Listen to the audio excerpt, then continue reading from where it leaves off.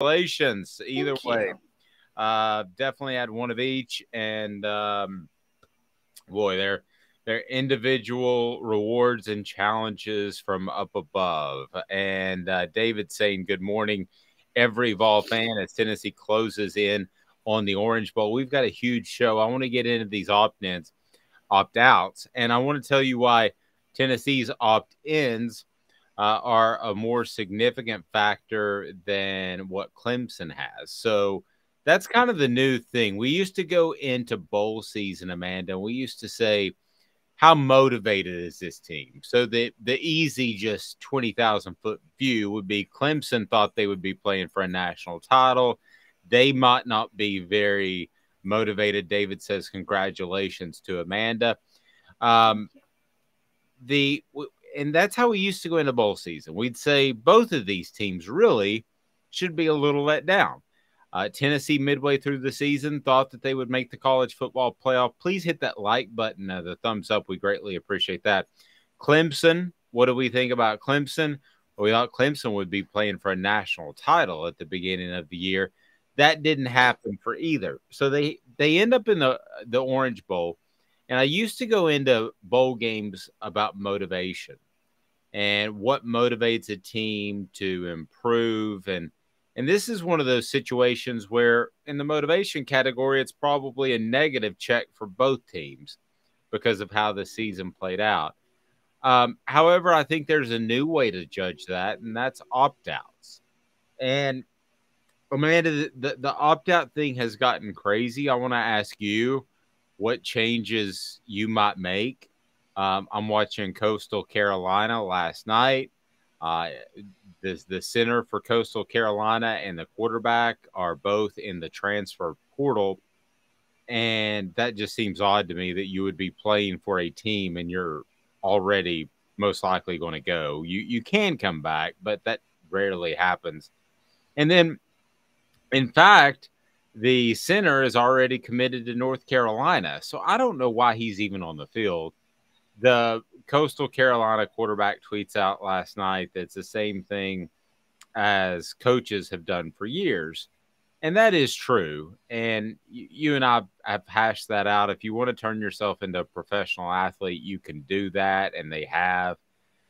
But at some point, this is just stupid. I mean, playing for you're playing for one team and you're committed to another in the same state. I mean, at what point do we get to a point where a guy is snapping the ball for Auburn and he's committed to play for Alabama the next year? I mean, that's the road we're headed on. We actually are to that point because we had a guy playing for Oklahoma State who has just entered his name in the transfer portal, and is now a Sooner. He's now Oklahoma. So it's the rivalry thing is insane to me. Like, if you're going to transfer out somewhere else. Don't transfer out to your rival. Like, that's just terrible. I guess in that scenario, maybe I could argue he kept it close to the vest and he was undecided. Maybe. I mean, he probably knew. His family probably knew. But the fact that you've got players that are openly committed to other teams, it just doesn't make a lot of sense. Gregory says hard to stay focused for these kids with the NIL and this transfer portal. They are throwing cash at everyone's stars.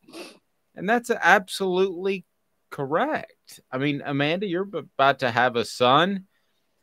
Man, I'm telling you, if I'm Drake May's parents at North Carolina, I'm having a lot of trouble telling him to stay and be the good old guy because, man, he could go someplace and make $5 million, maybe more, and get better quarterback coaching. And I don't know the offensive coaches at North Carolina, but let's just say you wanted to go to a Lincoln Riley type, or you wanted to go to a Sarkisian type, one of those guys that are known for producing quarterbacks.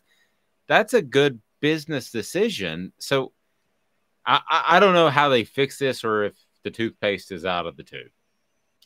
I mean, I think the toothpaste is out of the tube for this. I mean, they're gonna have to. Somebody's gonna have to come back and just restructure the whole thing. But I think maybe it'll play out on its own, because you'll have these corporations and these companies giving all of this money in NIL to these players who end up either not playing or transferring out, or they just end up grabbing the cash and leaving, like we saw with the LSU quarterback at the beginning of the season. So this will eventually play itself out. Unfortunately, the NCAA is not going to have much to do with it. It's going to be more of the individual donors. And I think another thing that we're overlooking is that with this NIL and this transfer portal business, a lot of these players' families are reaching out to other schools. Like we say, okay, well, it's, I can't believe the school would reach out to this player. He's still on the team, blah, blah, blah. Well, it's a lot of the players' families who are reaching out. So, I mean, the greed goes both ways.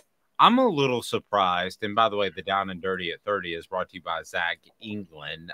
Best and Brock Zach England in the Chattanooga area will offer you up the attorney privileges that those big-time insurance companies have, but he's able to go toe-to-toe with them. So when it comes to personal injury in Chattanooga, Zach England of Best and Brock is who you need to call. Zach's got your back. I'm a little surprised that a company hasn't risen up already and is essentially an agent for college athletes that goes to Drake May and says, hey, I'll find you the best opportunity, the best NIL deal. You can continue to focus on football. And I'm just using Drake May as an example. He said he's going to stay, and he may. But I'm going to find you the best deal, and you don't have to worry about it, and I take 10%. I'm really surprised that company hasn't cropped up yet. I think it's more or less the reason why is because you can't sign a contract when you're in school. You can't sign a contract with, I'm not saying with a company, but you can't sign a contract with a school. So in the NFL, you can have these, big contracts with these teams, but in college, you can't do that. So stuff could fall apart very easily, and then the 10% ends up being nothing. And I mean, it's a whole mess. So I think until we get rules and regulations here and what you can't do, we won't see a company rise up like that. That's too much liability. No, I agree. I think it's kind of like the Jerry Maguire thing. Remember, he had everything riding on the one quarterback, and that ended up falling through. I think that if you're this company, there's no paperwork that ever becomes public. So you couldn't be a publicly traded company. But could I get 10 guys out there? I think you and I could go out there and within a month, to be real honest with you, and find 10 people that would say, hey, this person is good in negotiation, and Amanda, and this person, Dave, has background in sports. I'm going to sign with them, and then I'm going to see what they can produce for me. I may drop them. Our contract wouldn't be legally binding because of the rules you said. Mm-hmm. But if we hit on 7 out of 10, we're probably doing pretty darn good. If we hit 4 out of 10, we're probably doing okay. I just don't know where it changes, and I want to get to a little bit later the Tennessee opt-ins and opt-outs. I still commend the guys that come back and play in a bowl game, which is essentially a meaningless game, Amanda. I think that it's easy to make the argument if that's my kid, I wouldn't have him play in a meaningless game. I would have him go ahead and go pro and make his money. It's easy to make that argument. I don't think that the statement is made often enough that kid, like a Byron Moore, for instance, Byron Young, excuse me. I don't think that argument is made often enough. That kid came back, Darnell Wright, and played for his team. I think that's commendable. And if I'm in the NFL draft room and it's down to right tackle Darnell Wright and right tackle Bob Smith, I'm going to take right tackle Darnell Wright. As long as he doesn't get hurt, you will. If Darnell Wright gets hurt in the game, then you're going to take Bob Smith. Well, that's true. I mean, and that is a factor. But we're also at a point, too, where it's not like the 70s and 80s. Used to be, if you heard the term ACL, it was like, uh-oh, he's done. You know, we are to the point where they usually come back. Odell Beckham is the only guy I can think of recently that had a botched surgery. His first ACL was botched, and he had to go back and get another one. That's why he's kind of fallen off the map. But for the most part, with medical technology, you're going to come back in a good place. It may postpone it, like Hendon Hooker's not going to get his second big payday if he lasts in the NFL because of the ACL injury until 2028 or 2029. But I don't know. Maybe I'm being old fashioned, Amanda. I mean, you're going to have to make these sorts of decisions with the son coming up. But I would be very proud of my son if he went and played in a air quotes, meaningless game because he loved his teammates and he loved playing for his program. That would mean something to me. Yeah, I mean, I agree with that because we look at the two of the best college football players now, in Will Anderson and Bryce Young. They're both playing in a quote unquote meaningless bowl game for a school, and they're going to the NFL, and they're going to be first round at the very least. I mean, we're talking top 5 for both.